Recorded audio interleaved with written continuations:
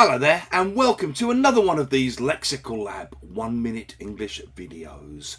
If you like this video, make sure you subscribe to our YouTube channel and check out our website www.lexicallab.com to find out more about our online courses.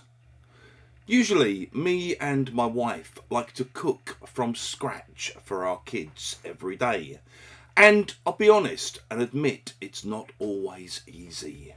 Last night my wife was working late and I had a meeting in town and I was running late myself. So when I got home it was already quite late. So basically I just did nasi goreng, Indonesian style fried rice, which is my go-to dish in times like this.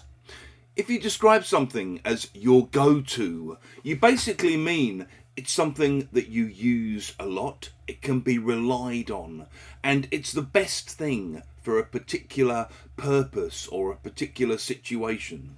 Can be for things, can be for people.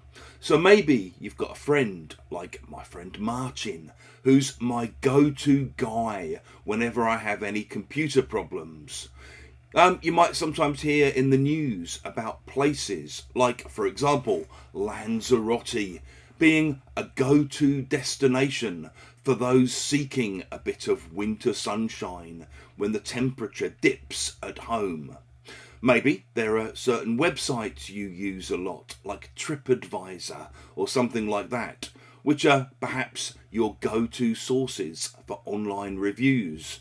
And if you have a favourite dictionary, you might describe it as, that's my go-to dictionary. It's always the first place I look when I'm trying to find examples of new words or trying to understand a new use of a word that I've come across.